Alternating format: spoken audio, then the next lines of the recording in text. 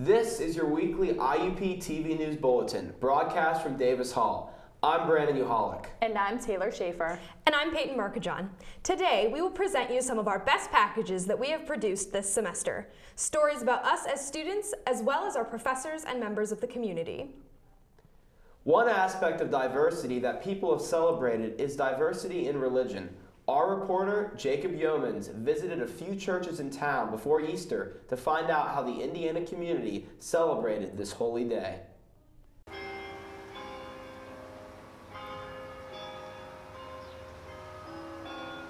The sound of church bells across Indiana is a familiar one.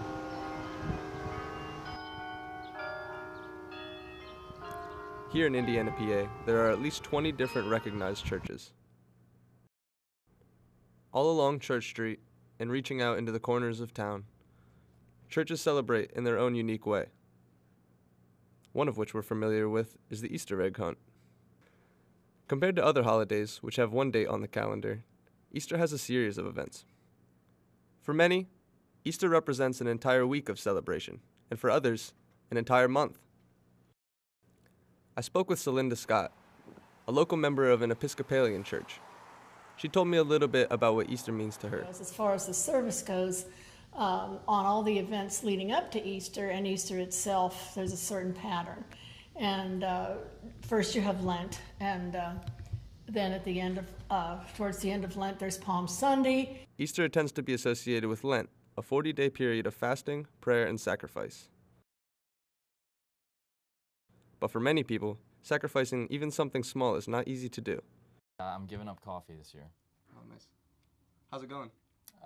It's all right. It's kind of hard, tough adjustment, but making the most of it. Do you usually give up something for Lent? Not typically, but I've been drinking way too much coffee at work lately, and I kind of need to cut back. In many religions, Easter is one of the most important holidays. I stopped by the Grace Church in Indiana and found that they had a variety of services offered around Easter. Now our contemporary service on Sunday morning, it's held in the sanctuary along with our traditional service. Earlier, our band is some young kids, some older. Grace Church is a welcoming place.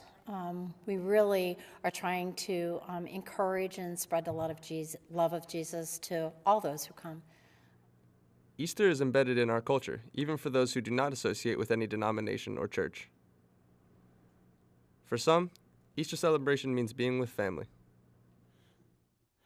Is there anything that your family does specifically on Easter? Yeah, I'd say we're Creasters. We go to church on Christmas and Easter. So we go on Easter morning just 'cause my mom likes to get the whole Easter celebration feeling. And then we all get together after and just have a feast. Clearly, Easter means different things to different people. Every spring, different churches and denominations celebrate Easter differently. In the U.S. alone, there are at least 35 branches of Christianity. Regardless of their differences, everyone is celebrating the same thing. So that's the joyous part of Easter, that he didn't disappear and die, he lives. This has been Jake Yeomans for IUP TV News. All your professors, all of them, they know that all it takes is one dreamer with passion, one person, and they hope in each of you that you might be that one who makes a longer-lasting light bulb, who writes music for the ages, who reaches into the mind and discovers a new star and who can change the world of a fifth grader. We're gathered here to hope in you. As students, we thought our professors' main activities are teaching. To our surprise, some of our professors have been active, not only in assisting the learning process, but also in writing. From academic journals to pleasure readings, our reporter Peyton Markajon visited a book launching involving faculty members from Women and Gender Studies. Here is her story. Being a professor requires dedication not only in teaching, but also publishing. This past week, the Women and Gender Studies celebrated the achievement of 3 female professors in publishing their books. Dr. Melanie Holm with her book titled Mockingbird Technologies, Dr. Gloria Park with the book Where Privilege Meets Marginalization, East Asian Women Teachers of English, and Dr. Michelle Sandoff on experiences of Muslims serving in the U.S. military post 9/11. Each book has its uniqueness in the content as well as its connection to the readers. So the book Mockingbird Technologies is it's an anthology of essays that comes from a conference that was in Toronto in 2013. It was the American Comparative Literature Association conference, and the process of this was a lot of discussion with colleagues, a lot of individual ideas germinating together, and then my co-director, Chris, he and I decided we should make it into a book. And so the process was, for me personally, a very long thought out process about thinking in very complex ways about how representation changes in different geopolitical positions. Complexity of a selected topic seems to be what motivates Dr. Gloria Park as well. Dr. Park is also a program director for composition and applied linguistics in IUP. Especially looking at her heritage, her experiences influence her interest in her book. I think that my book has a very in-depth understanding of how issues of privilege that we all experience, whether we're from East Asian or African or other countries, that the issues of privilege is intimately connected to how we experience different marginalized issues. So it's really about, not that I have a lot of privilege and a lot of marginalization, but how those two constructs coexist in the lives of women who happen to teach English as a second or additional language. And that's really the big part of my book. The process of writing and completing the book is very challenging, from getting an idea, collecting information, to publishing the book. So the process of doing the research for the book was actually quite challenging. So I came up with this idea. I realized I wanted to research Muslims in the United States. And I had this idea. I was going to a meeting with my advisor to tell him that this was my new idea. And I got off the bus and saw the newspaper headline because that was the day of the Fort Hood shooting. And that obviously had a big impact on both why I thought this research was really important, but it also made it or added to the difficulty of finding respondents because there was a lot of negative coverage going on about Muslims, particularly in the military, at the same time that I was trying to start this project. So I used word of mouth, I did flyers, I sent out emails, I sort of worked all of my personal networks and got all of my friends and colleagues to work their personal networks to find people who'd be willing to talk to me. And ultimately I got 15 people who are willing to sit down, take an hour or two of their time and share their story with me, which I really appreciate. I was actually stuck at 14 for a really long time and was doing an academic presentation about the research I'd done up to that point, and had a member of the audience raise their hand and say, actually, yeah, I got your email, but I had no idea who you were, so I wasn't going to participate. But now that I've seen you, now that I've heard what you're doing with this data, let's sit down and do an interview. And so my 15th interview was actually spur of the moment in a side room at a conference after someone heard me talk about the research and knew that I wasn't trying to distort anything or tell a negative story. Despite different contents and processes that they went through, each author wished similar things from the readers who read their books. It's our hope that readers who read our book will come away with a lot of questions rather than answers. The book is meant to be a provocation about how criticism is disseminated and to demystify the authoritative tone of the critic and instead create sort of a playful space for the reader to think through different ideas that aren't necessarily cohesive but that are problematic. Dr. Botello, the director of Women and Gender Studies, who is also a distinguished university professor, described the effort to support faculties to be active in publication. In order to motivate this group of faculty, you don't have to do much at all. They are an exceptional group of people already and in their own right. These women, while in different fields of study, have all achieved something great in publishing books that they hope will have a positive impact on the field of women and gender studies. It is only appropriate that this happens so close to International Women's Day. Reporting for IUP TV, I'm Peyton Markajon. I fell in love with the campus, with the people, with my IUP life.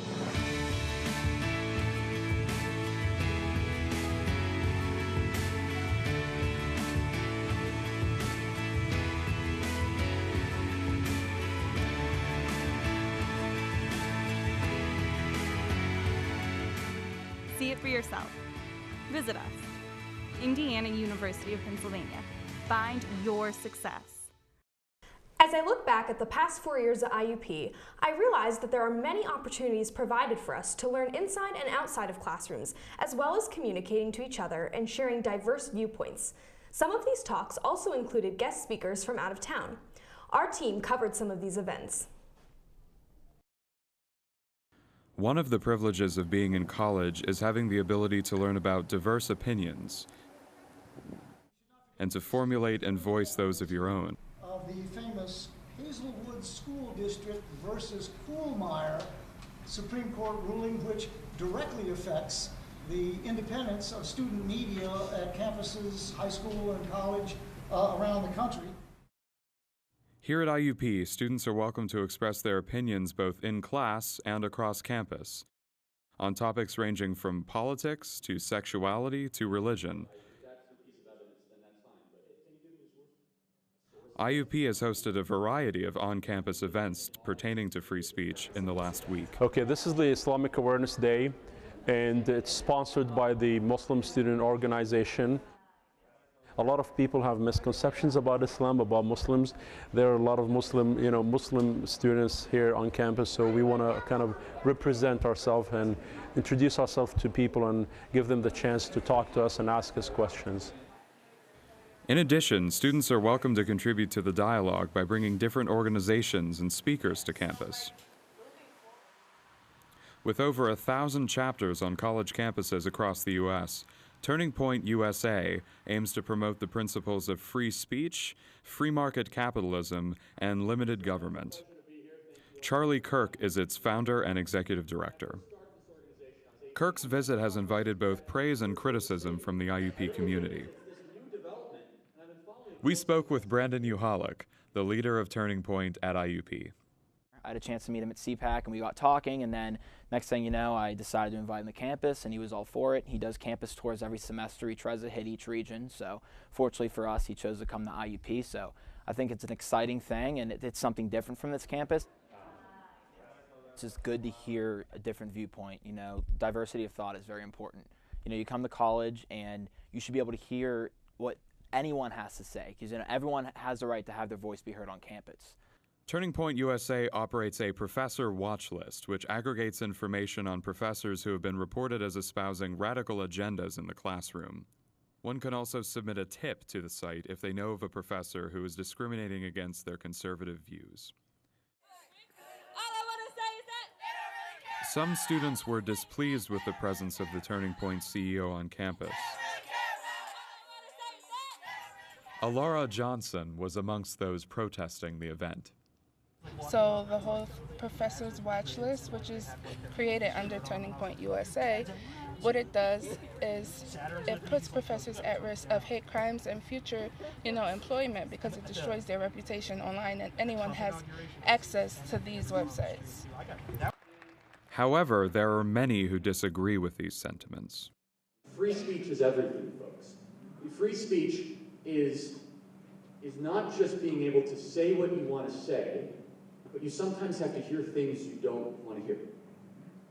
You can exit, you can walk out of the room, you can turn the channel off. That's also what free speech is. It's freedom of movement. You don't have to listen to everything. But by definition of a culture that embraces free speech, which is a majority of Western civilization, you're going to have to be exposed to things that make you uncomfortable. Over 50 police and security officers were present to ensure the event went uninterrupted. Austin Gibson from the Student Government Association spoke to us about the important role that the First Amendment plays on campus. They do have the First Amendment right to have people here, just like we have the right to protest. So I feel like to limit somebody's First Amendment would be then in turn limiting our right. So they have a right to have them here. They have a right to, speak what they want to speak. And, we're not always going to agree with that, but, I feel like it's our job to voice that opinion peacefully. You feel like equality is happening and you want to speak that voice, I say run for a position, take on that leadership positions, and try to be a voice for your people and who and stand up for your rights, because that's what you have. You have the right to use the First Amendment just like they do, so use it. This is Sequoia Van Camp for IUP TV News. This year, the University Museum offered a great exhibition that involved paintings made by famous painters who grew up in Western Pennsylvania. Emily Luce visited the exhibition, and here's her story. What do you think when you look at this painting? Or this painting? This style of art is known as folk art, and it is being shown at the University Museum here and at IUP in an exhibit called Memory and Magic, Folk Artists in Western Pennsylvania, showing sculptures and paintings from various artists, such as Earl Deemer, Eunice McCloskey, and even some unknown artists. Rhonda Yeager and Donna Cashdeller are the curators for this exhibit. I sat down and talked with them about why they called it Memory and Magic, and about folk art in general. According to them, they've been wanting to do an exhibit on folk art for many years. Memory and Magic, the reason we picked that as a title is that folk art kind of deals with those two issues. Memory, you see a lot of the paintings, Richard Cooper's paintings and Eunice McCloskey's paintings kind of record everyday life in Western Pennsylvania at the time they were painting. And in a way, it's also kind of a nostalgic look at life in Western Pennsylvania. It wasn't always as pretty as it appears in those paintings. So that's the memory part. And the magic part is covered by someone like Mary Hamilton, because folk art also deals with myth and culture and spirituality, and magic just kind of encompasses all those issues, we thought. And folk artists in Western Pennsylvania, that's what we're dealing with here. Exactly. Some of the art has a lot of story behind it. This painting by Linton Park is one of his 13 remaining, after the creamery in which his studio was in burnt down back in 1904. Park is also known as being an inventor and had a very interesting life, according to Yeager.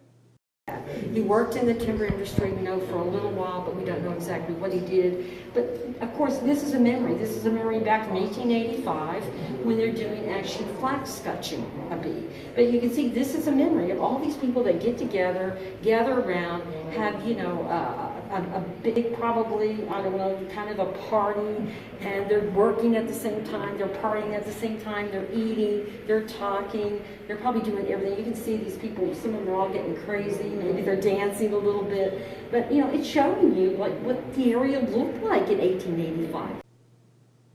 Other art was given specifically to the museum by the artists themselves, like the work from Eunice McCloskey, who gave the art back in the 1970s. She also had a lot of connections with the school.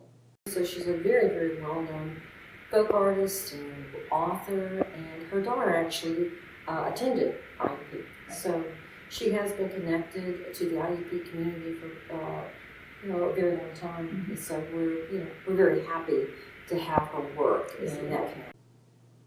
One of the artists was even at the museum the day I was there. Richard Cooper was here to discuss his work and talk to those who came by to visit. Folk art means to me that I have no training. Hopefully I have some ability and some vision and some ideas and some technique, and I just paint, you know, without any training. I just paint from my spirit. That's what folk art means to me. While much of his work at the museum is from the 70s and 80s, Cooper is still painting and has many plans for his future. Okay, I have some commissions that I'm working on, and I'm going to still continue to do that. I'm working on a series of pen and ink drawings. I'm doing that, and I'm also making art out of found objects, like my sculptures. So I'm always looking for stuff to put together in the sculptures. The exhibit has garnered a lot of attention from both students and from the community. The exhibit will be open until March 10th. For more information on the museum, hours, and future exhibits, go to iup.edu/museum. From IUP TV News, this is Emily Luce. It's hard to explain. It just became home. There are hundreds of majors and programs, bachelor's degrees to PhDs, small classes and faculty that really get to know you. Amazing internships and everywhere, programs that help to find a job that is right for you. It's what IUP is about, a commitment to your success. See it for yourself. Visit us, Indiana University of Pennsylvania. Find your success. As we wrap up the semester, not only 3 of us will say goodbye to friends and professors, but also to our dear professor, Dr. Jay Start, who decided to retire. Our reporter Sarah Moltz has her story. Dr. Jay Start has been living the life as a communications media professor at Indiana University for the past 30 years. Since college, Start knew he always wanted to go into communications media. I came here from Duquesne University, and I was a comm teacher there in the media arts department at Duquesne University. I was there for 3 years before I came here. Dr. Start has taught several classes throughout the year, from TV production to music video production, along with also being the faculty advisor for IUP TV and IUP's radio station, WIUP FM. During his tenure, he has seen a lot of changes. However, after so many years working as a communications professor, Dr. Start has decided to finally retire at the end of May. The students, IUP students, at least comm media students, are, and I always tell people this because so many times the students, not just at IUP, they get bad press. Well, students are nothing but a bunch of drunks stumbling around campus, and that's simply not true. Although you do have your moments, I do like to tell people that you're easily the most honest and nice students that anybody could care to deal with. Really nice. It's been a really good experience. Throughout the past 30 years, Dr. Start has realized that having children has helped him during his teaching career. The biggest impact I've had is not necessarily the institution, it's becoming a father. And I have 3 children, and to raise 3 children takes a certain amount of patience and a certain amount of love. I think I bring that to the classroom. This fall semester, Dr. Start has taken a step back from teaching multiple classes in a single semester to only one, field media productions. Since you've been here. It's the TV station and I guess the facility has changed since I came here. In some ways it's changed a lot, in some ways it hasn't. When I first came here, I was the advisor to the TV station, much like what Dr. Kleinman does. And part of that role is to lobby for money for equipment.